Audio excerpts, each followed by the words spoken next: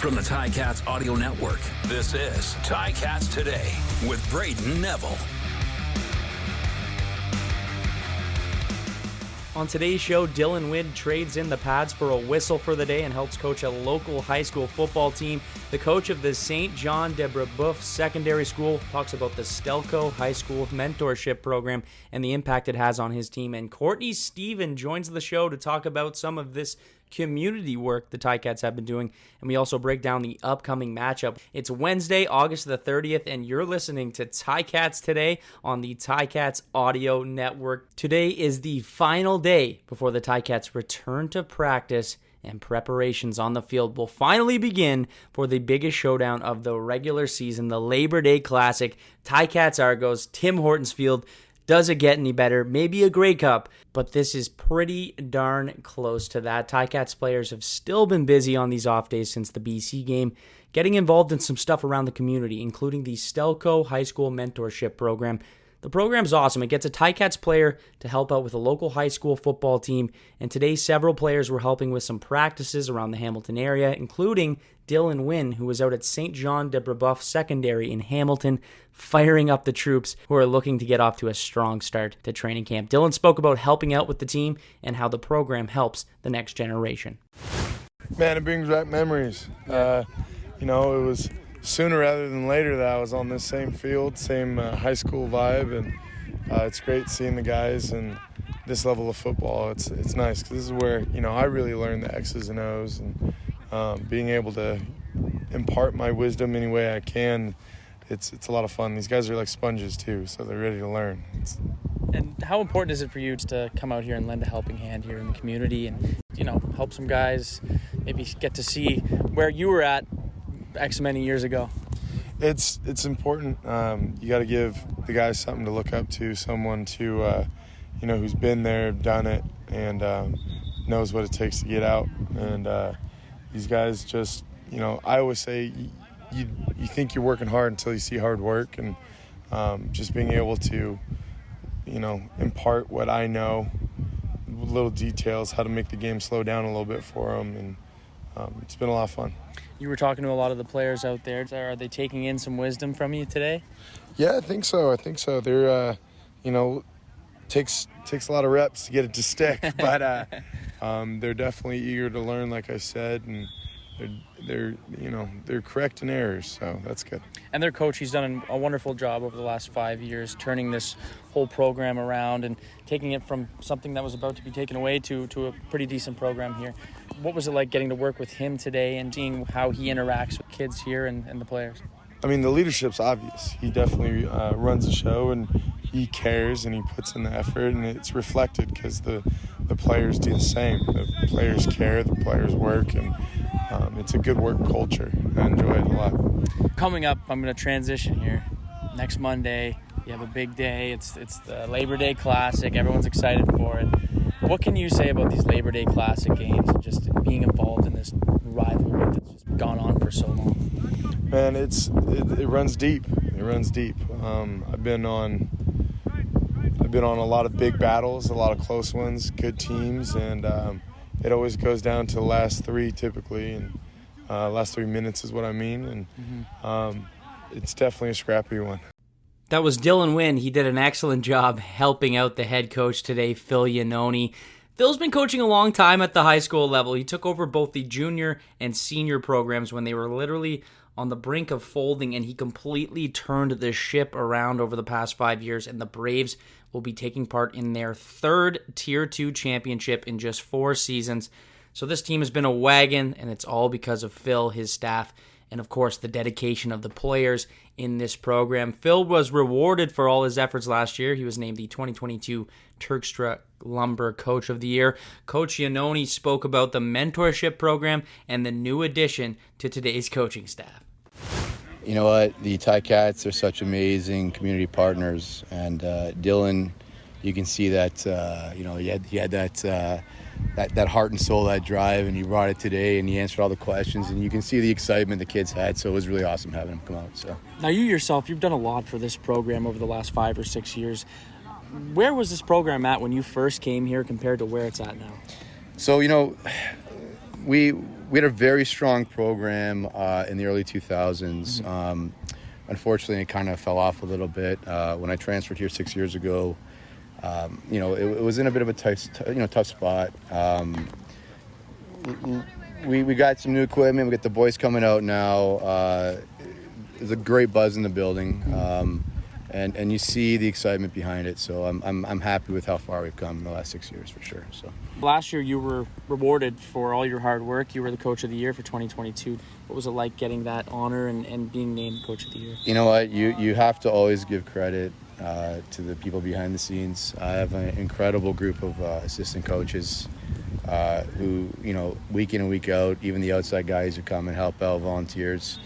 They do a lot of the hard work, and it makes me look good. So, I have to give thanks to them.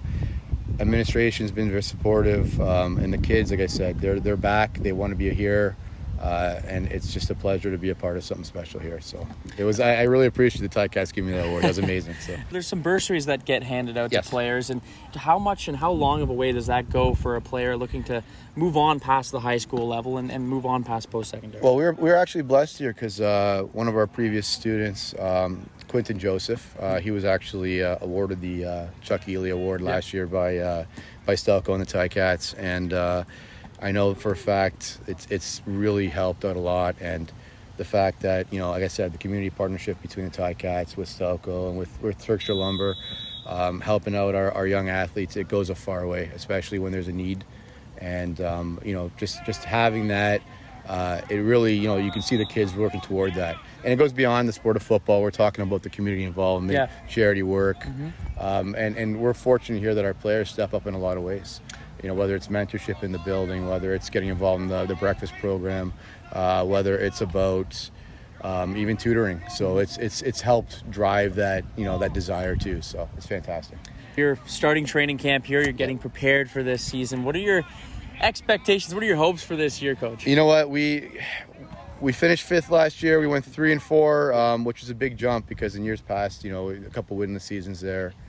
We won the Tier 2 championship, which is a great consolation prize. But the desire this year is to get a berth there in the Tier 1, and then, hopefully, cause some chaos. And whatever happens after that is a strong desire. But you know what?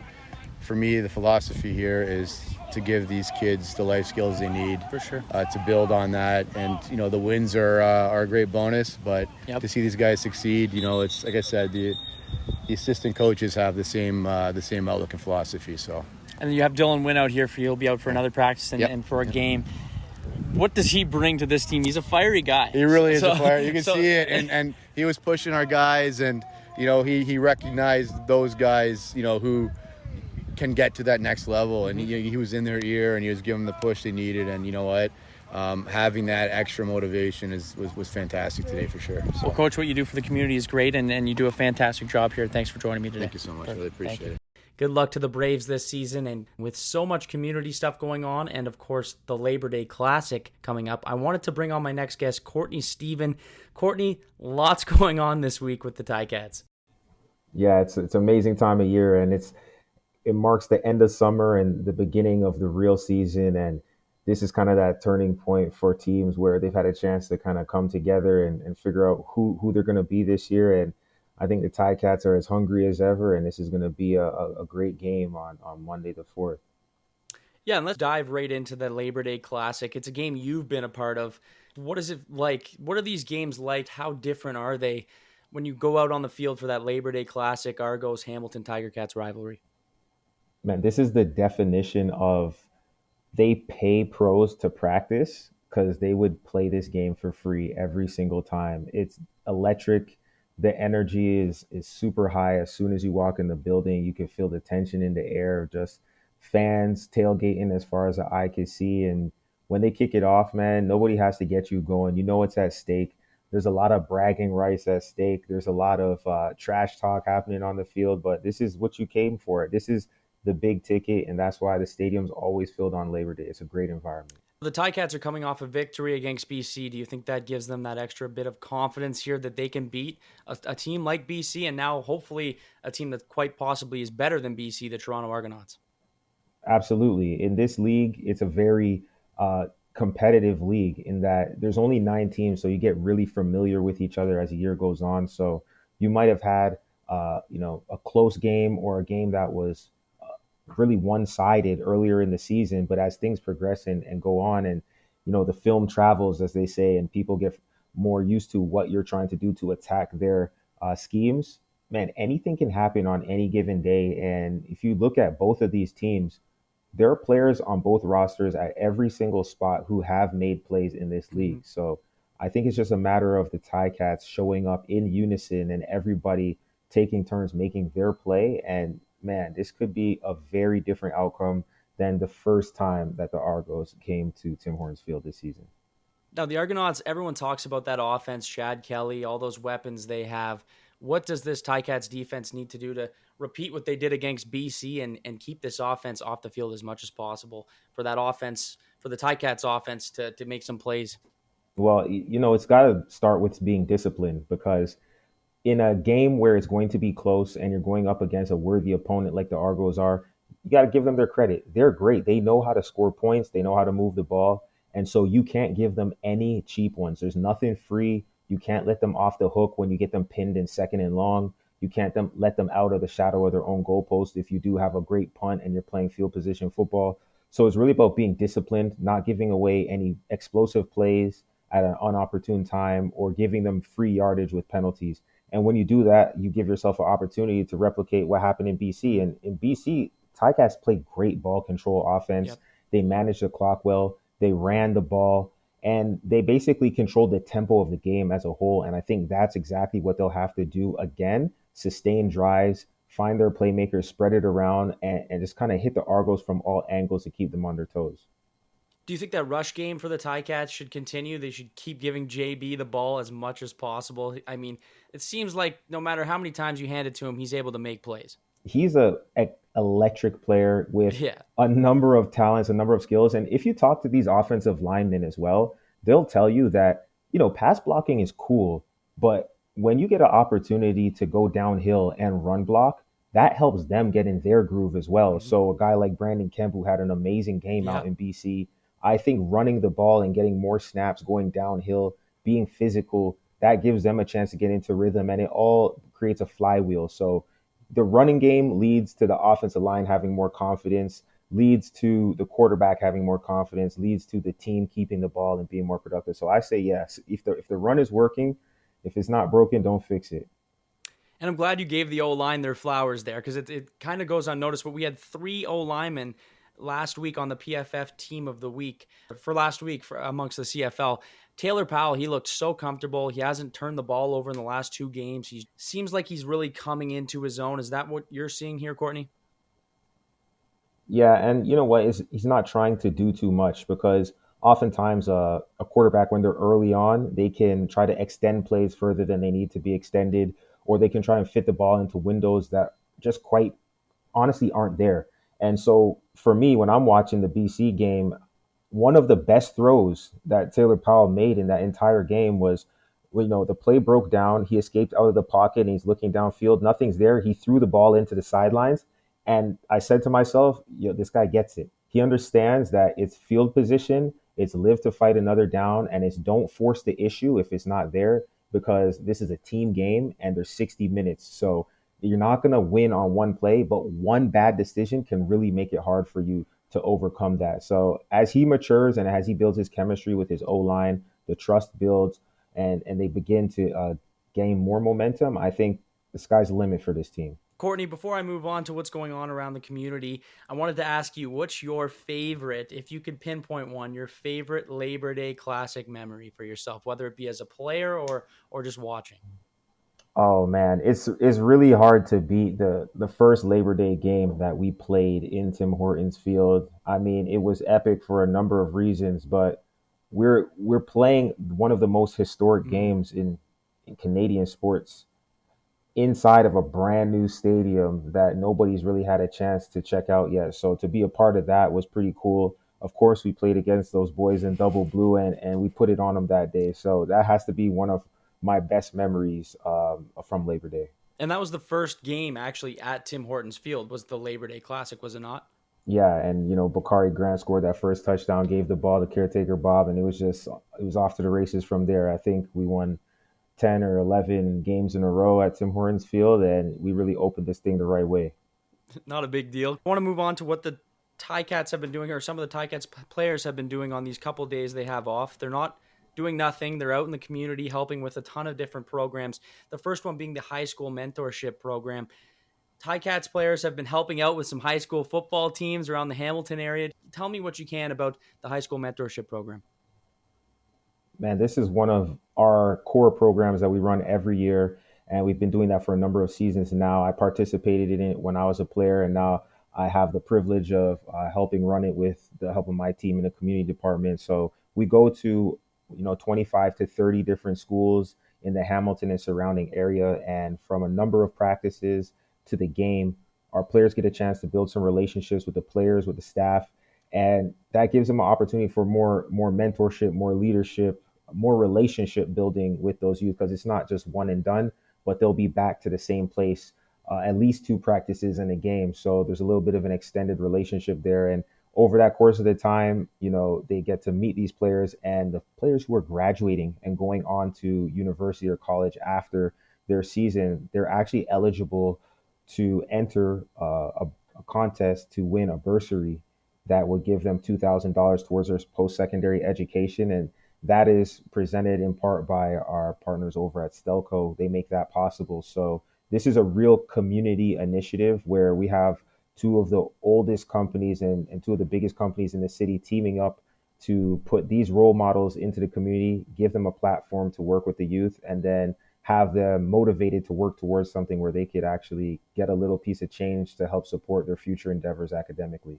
Well, it's an incredible program. And I was out there with Simone Lawrence. He was helping out with the team the other day. And it was great to see the players just listening to him. And Simone's such a commanding guy. So it was just awesome to see him run that practice. And the players were looking up to him knowing, hey, there's a possibility this could be me one day if I listen to this guy. So it was great to see that. If you're looking to nominate a player for an award, how do you go about doing that? Well, when you go to the ticats.ca and you go over to the community tab, you can look at the high school mentorship program page. And right there, it explains everything that you need to have in order to be eligible. And there are forms where you can nominate a student athlete who is going to be graduating from high school at the end of the season. And then at the end of September, we'll be picking the winners of the contest, and later they'll get to join us at the Night of Champions, where we recognize all of the coaches and the administrators and the operations people and the volunteers, and of course the players who are in this community doing great things.